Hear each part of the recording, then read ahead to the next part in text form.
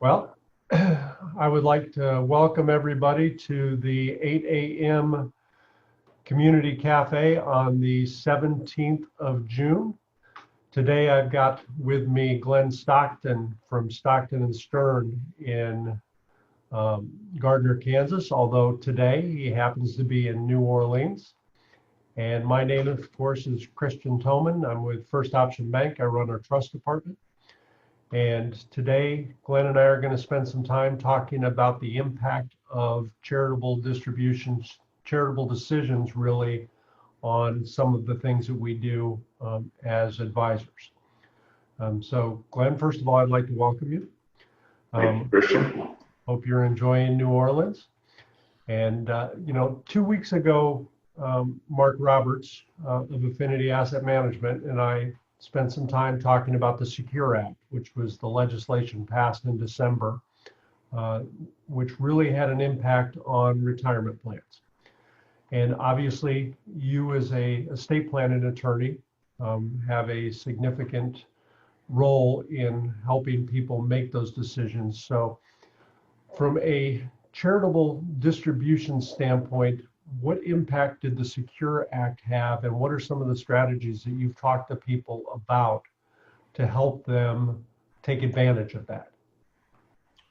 You know, from a charitable standpoint, I don't know that the Secure Act changed the strategies or anything that significantly or really affected that at all. I mean, the Secure Act, we boiled down to what it did. There was a good and bad. The Secure Act, on the good side, it delayed when we are forced to start taking those required minimum distributions. So instead of 70 and a half, where it used to be, we now get to wait until 72. So there's a delay. On the bad side, it was a tax increase. So that's where it was going to have an impact. It could, because it's really a tax increase, not for us, but for our children. And so having strategies that think through, how am I going to minimize those taxes and leave that my kids will pay, because when they inherit IRAs, they have to pay taxes on that money. That money's never been taxed under traditional IRAs, 401ks, 403bs. So getting into Roths, which I think has been discussed in a prior community cafe, of using Roth conversions as a way to pay taxes now, is a strategy to minimize. But when we're going to do charitable giving, what this brings to mind and impact it this way, because with the Secure Act, our kids now are required to get that money out of the IRA within 10 years of your death, and that's all income to them and will be taxed. For those that are charitably inclined, we want to satisfy that charitable portion of the estate to the extent possible from the untaxed money, because the charities, they're a tax exempt organization. So let's, give them the IRA and they inherit that tax-free or receive that tax-free. There's no taxes. So, for those that are charitably inclined, it can make a whole lot of sense to, make sure, in fact, should be the only way we do it, satisfy the charitable portion from the untaxed portion of that. Right. One of the other things that I see often are people that are making distributions, whether it be to the church or to local charities, or to organizations that they care about, and they're making that with after-tax dollars. They're making that from their checking accounts, et cetera. They're 72 and a half, they're subject to required minimum distribution rules. Why would they not make those distributions from the IRA? And how does that affect their required minimum distribution? Yeah, and Christian, and I know you work with clients on this all the time too. So, with the changes that have happened in tax laws in recent years, we lost the ability. We got a higher standard deduction, right? But we lost the ability to itemize and take those charitable contributions. For most, yes. Right, for most of us. But with using your IRAs, and if you have the money, it's called a qualified charitable distribution. QCD, it comes directly from your IRA or 401k, made out, the checks made payable or the amounts made payable to the charity directly from your IRA. And when you do that, it's like stacking on top of your standard deduction. Now you get to add your QCD as it's stacking those deductions and maximizing it, because that check's made out directly from the IRA or 401k to the charity. It can still show up in your mailbox, so you can drop it in the offering plate or deliver it to the charity yourself, whatever you do. But it's made out to the charity. And because of that, one, it satisfies, if you're already at the age where you have to take your required minimum distributions, it counts towards that, so it's satisfying it. But the big part is it's not counted as income to you, right? So you don't have that as additional income where otherwise you would. So it's a way of reducing taxable income and giving completely 100% tax-free. And Christian, you with the trust company, I know you guys work with lots of people who are charitable inclined. In fact, with Charitable Foundation, sorry, I had to submit somebody in here, but all that. So how do you see it? Anything different you see there? How do you guys use that? Well, I had a conversation with somebody yesterday, very interesting. He makes contributions to his church on a monthly basis, and he has a large position of highly appreciated securities in his individual account. And so we were having that discussion, and I asked him why he was writing checks to his church. And he said, well, because I give money to the church. That's my obligation to them. I said, but why are we not transferring the shares of the highly appreciated securities to the church instead? And you keep your cash, and that way we don't have to pay the capital gains tax on the securities, because the church doesn't have to pay the capital gains tax. Basically, we're making that charitable distribution from something that is going to require you to pay capital gains in the future. He thought that was the greatest idea ever. And I was very surprised that it took that long for him to understand that. But that's one of the things that we see. Yeah, so three things we've talked about already, right? So to the extent that you're going to leave money to charity or give money to charity, you want to consider doing that from your untaxed money. So from your IRA, 401k money, that's the money you designate for charity. Number two, if you're doing during your lifetime, if you're giving money, consider using the qualified charitable distribution, the QCD rules, so that you can stack on top of your standard deduction, and now you're getting additional tax benefit, right? It's not income to you, so you're increasing that. Three, you just brought up the highly appreciated assets. If you have highly appreciated assets that if you sold them, you would incur capital gains.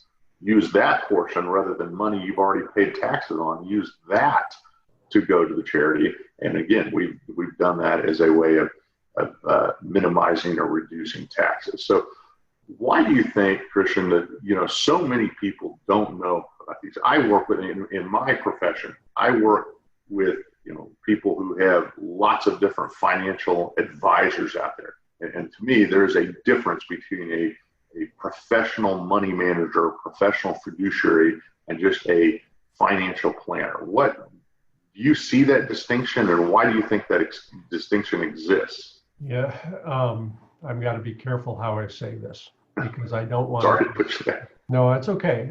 I don't want it to seem like I'm making a plug for myself and for Mark, but we witnessed for about 6 years the federal government's attempt to change the rules for fiduciaries, to force organizations into acting as fiduciaries. Mark and myself, Affinity Asset Management and our trust company, have always been fiduciaries first. And the difference between a fiduciary and a financial advisor is the difference between somebody who manages events and somebody who sells things. So really, I think that's where that advice comes down. You and I spend significant amounts of time talking to individuals about their estate planning, right? Right. Most financial advisors don't go through that process. I know Chris, you do the same. Most financial advisors, they don't really understand it. And it becomes clear when I'm having the conversation with them that they really don't understand trust, and how those work and how to use it, and they really don't understand taxes. Sure. And I think, you've hit on something. They're not incentivized to think about it, right?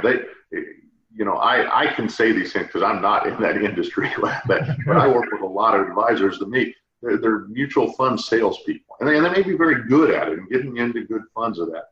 But they're really, their job is they get paid to get you into investments and grow those investments are good. But what they don't get paid for is figuring out tax strategies of how you minimize taxes. And they're not very good, in my estimation, of thinking the end game. What's this look like when you get to retirement? You have to start taking the money out, and what's that tax draw going to be? And there was all kinds of opportunities and strategies that could have been utilized, but they don't know them. And so that's why I always tell my clients it's so important. Work with people like Chris and Mark Roberts that are, professional money managers who understand how this all works and they understand taxes, because the difference that can make in your lifetime is huge, and the difference it can make in the lifetime of your kids is huge. So right. You just want to work with people who understand that.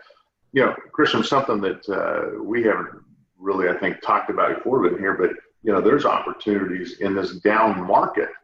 When you have a down market to do tax harvesting, another thing that's not really related to charitable giving, but something that you guys help do that, again, I just see the bulk of financial advisors, they don't even understand it because they don't understand tax law.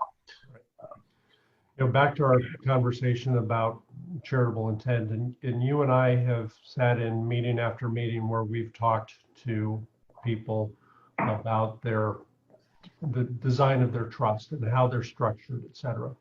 And almost always that conversation comes up, to what level do you want to be charitably inclined? What do you want to do after your death? What do you want to do during your lifetime?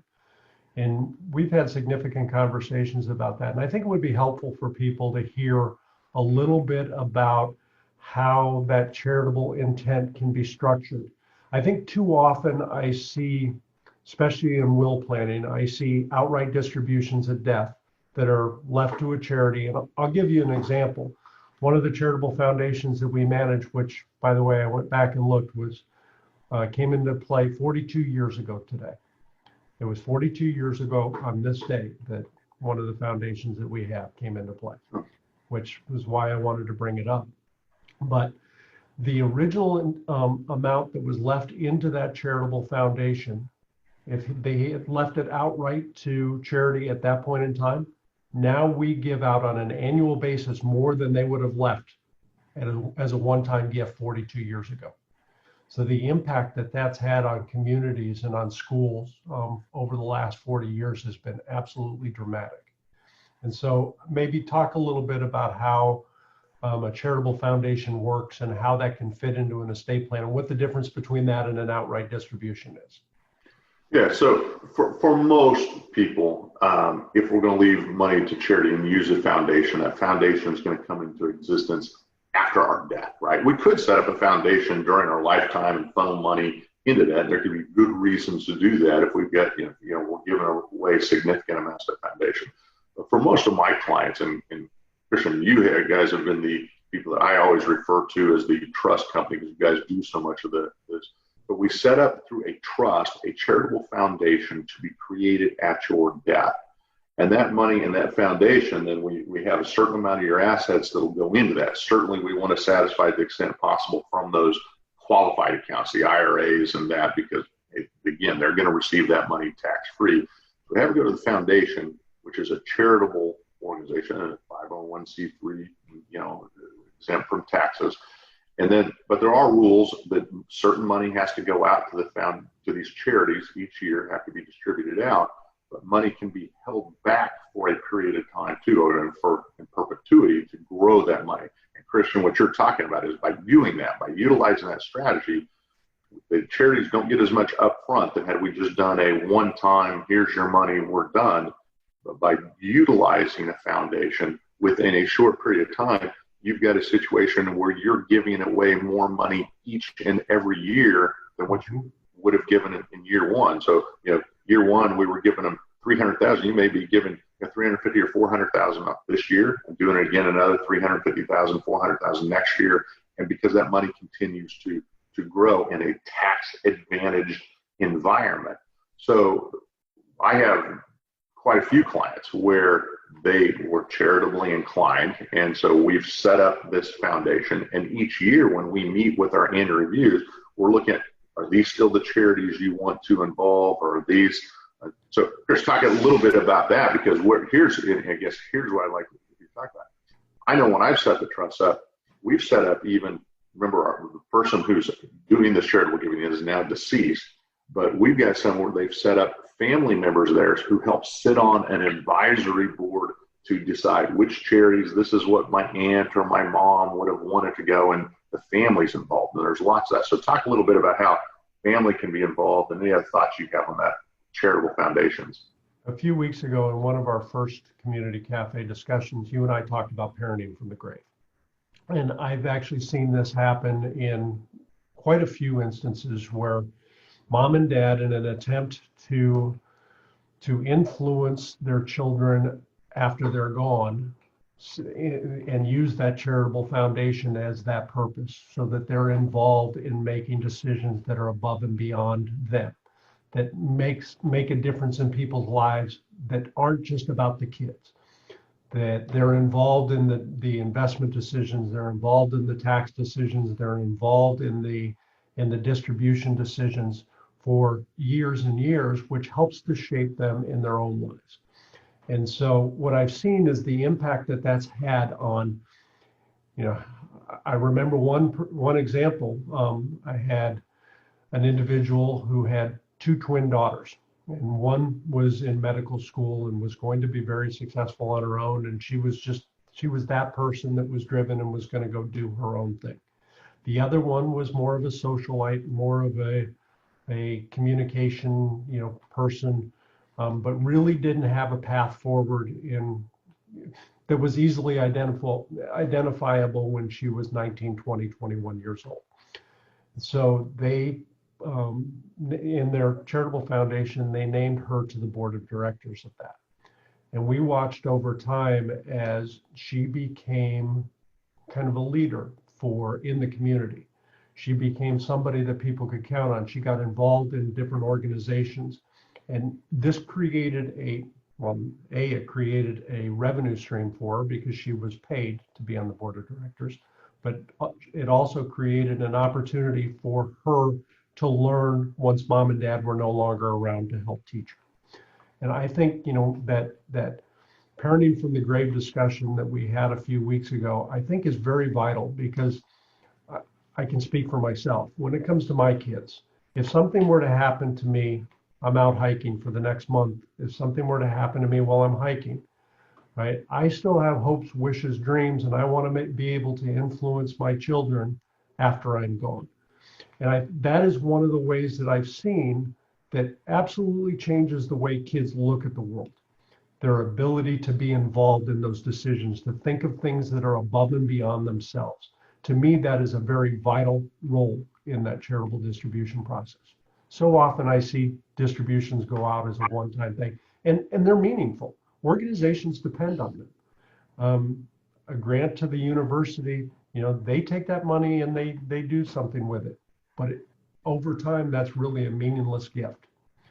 It does not create anything above and beyond that one time, here's some money to help you do something. If you set up that charitable foundation, you begin to influence an organization over time, you get involved in that organization, it creates a completely different pathway for that money. That's my view on it. No, you're absolutely right. I mean, and it's this leaving a legacy, which we've talked about in prior cafes as well. That if, you can certainly do, we could set up the Christian Toman Charitable Foundation, or the Toman family, whatever you want to name it, charitable foundation. And we've all heard that's what it's of called, by the way. It's called the Toman Charitable Foundation. So yeah. So you set up these foundations then that exist into perpetuity, that continue, and they can impact the communities. And you can bring your kids or family members, people that you put on to the board that help, at least maybe just want to give them an advisory board. We don't want to give them a second job, but they can be an advisory board to say, these are the types of charities. These are the things that mom or my aunt wanted to give to, and give an example, because sometimes charities change, right? That, they go out of existence, they change, what their focus is, all things happen. So you want to have some mechanism in there to be able to redirect. And so bringing the family in, you're, kind of promoting that idea of charitable giving to your children and that are on the advisory board. So it's a fantastic way. And the other thing is, it's not all that expensive to do, right? And it's not that difficult. So for those, we're going to probably want to have, if we're going to do this from an estate planning standpoint, if I'm putting legal documents together, say, well, we can use a revocable living trust. Doesn't matter what kind of trust. We have a trust, but it just says that at our death, create this charitable foundation. We can do it with a will as well, but typically I'm going to recommend that we have a trust involved during your lifetime, and then just make this foundation as one of the charities that's involved in this. And then we set up the foundation's not even created until after your death, but in your name if you so choose. Right, and that brings up, I was actually going to go that direction and ask that question. It brings up an interesting point. What happens in the event that what's important to me today is different 20 years from now? And I set up in my trust, I create this idea and it's to benefit this. Do I have to completely rewrite all of my documents if my direction changes? If right now what's important to me is going to be different than what's important to me when I'm 75? It just will be. Who knows what it will be then? The world will be a different place. I will be a different person 20 years from now. So it's a matter of being able to be flexible with that, which I think you do an incredibly good job of writing into your documents. Quite often I see a document that's very restrictive, that this is what it's going to be and this is the direction it's going to go. And if we're going to change directions, we've got to completely rewrite the document. You and I have sat down with numerous people and have created a pathway for it to be different than that. Wouldn't you agree? Absolutely. So the idea is in the legal document, set up the framework, there'll be a foundation, but that's not the place in my mind typically to set out which specific charities will be benefited, because I have found that changes over time for various reasons that can change. So using a letter of wishes or letter of intent, just a letter of direction to the,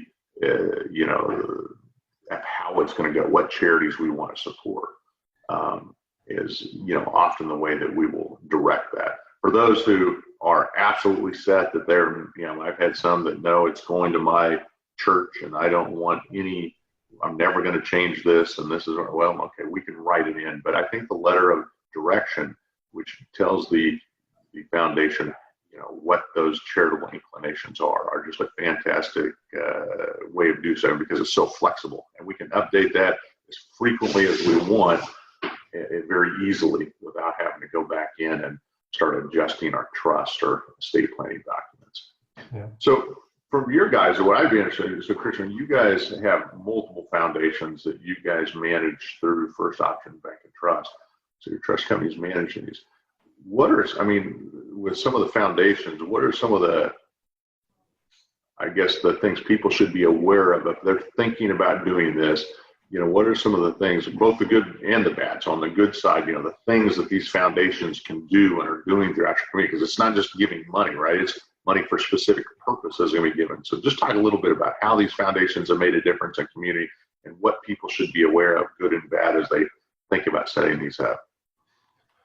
Well, I think one of the things that you need to be aware of, which we've already touched on, is being flexible. I think the more restrictive you are in the document, the more definitive you are in the direction that you're going, the more difficult it's going to be in the future for whoever it is that's the decision maker to be in charge. The other thing that I would always recommend is that whoever's making the financial decisions, the tax decisions, the investment decisions, all of those types of decisions should be somewhat separate from those that are making the decisions about where the money goes, what institutions. And typically what we see is we have an advisory panel or a board of directors, depending on what the corporate formation is of the entity. But we have a group of people that we may have a doctor on it. We may have somebody that works for the city. We may have somebody that works for an attorney. We may have You know, it could be a various number of people, family members, et cetera. We've got a group of people that are, their sole purpose is to make the decisions about the distributions. Where does that money go? We have one foundation that is nothing but railroad.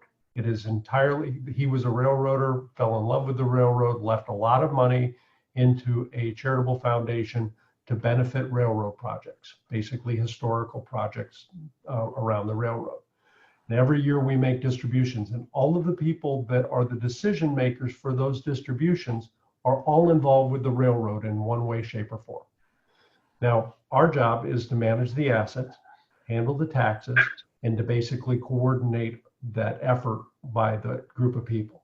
So once they make a decision that this money is going to Project X, there are 42 hoops that we have to jump through to make sure that Project X is a viable candidate, that they spend the money that the way that they're supposed to. We, do all the presentations for the board. We handle those check presentations. We do all of those things for them. So I think it's important to realize that there's two separate functions there. There's a management function of the account itself. No different than when you have a CEO and a CFO that actually manage an entity. And you have that board of directors, that decision-making body that makes a decision as to how that money is going to be spent. And I think that's one of the things that you really have to pay attention to. No, Christian, that's exactly the point I said on how it's structured, the conversations I have had. You've got to think that through. So having somebody, the professional, again, fiduciary, who's making sure that taxes are done, because when you have a charitable foundation, there are very specific rules that those foundations have to follow in order to maintain that, tax exempt charitable foundation status. And so making sure it's done properly, that's an important function that you guys play in the community, being able to manage that and do it. But then there's the charitable giving, and giving to, whether it's railroad projects, building parks, giving scholarship money to kids to attend college. You can even, I've got foundations that have been set up by clients for very specific persons that are pursuing music education or pursuing, a noble career like, an attorney, that somebody who's pursuing law. You want to set that up, you could do so on that line. You can set it up for whatever you want, just general scholarship to go to college. You can set it up for, I've been involved with foundations that give money for where they have the discretion for kids who need dental work that can't, their parents can't afford to give it. There's all kinds of things you do. Anything, wherever your charitable inclinations go, if you're charitably inclined, considering leaving that money in a foundation that will continue to give on perpetuity make a whole lot of sense. In your mind, Christian, are there limits, like at what dollar level? I mean, if I've got $10,000 I'm leaving to charity, it's one thing. If I've got, 150,000 I'm leaving, it's maybe something else. Where do you see the foundation concept coming in? Is there a dollar value that you think where it makes sense, or is that going to vary from individual to individual? It varies. I happen to sit on the board of directors and the board of trustees for the Miami County Community Foundation. So you can do this through a community foundation and create a donor advised fund and do this as an individual with those smaller dollar amounts that you talked about, the $10,000, the $20,000, $50,000. I think once you get into that 150, 200,000, you're kind of on the border of whether a charitable foundation works. I would not recommend to anybody that is doing $250,000 or more to go the donor advised fund route, because you're involving too many people in the decision-making process. I believe at that level, you've got enough ammunition to be able to set up a charitable foundation, be able to run it from there. And Christian, I tell people the same way. It's about that 150 or above. I mean, certainly $250,000. Well, I think we're up against our 30-minute limit here, coming up on 8:30. Guys, if you are charitable inclined, just keep in mind that there are so many ways you can reduce your taxes, whether it's charitable giving at your death through the foundations, but using the qualified charitable deductions, using highly appreciated assets, and again, I just keep this stuff top of mind. So many people aren't thinking about it. And so it's just important information to know. So Christian, you're getting ready to head off on a hike. So you're starting, as I understand, you're starting Durango. If you're driving at Durango, and you're going to hike the trail and be camping along the way from Durango, Colorado, all the way to Denver. Is that correct? Yeah, 485 miles. And, well, have fun. Stay safe. I know you do this each year, and so that's just really neat that you're able to do that. So have fun. We will see you in a couple weeks. So Mark Roberts and I will be here doing Community Cafe on next week, same time. So 8:00 a.m. next Wednesday. So Christian, I think we're out of time here. Thank you very much. Anything further you have to say before we end it here? Be blessed. All right, guys. Take care. Everybody have a great day. Thank you, sir.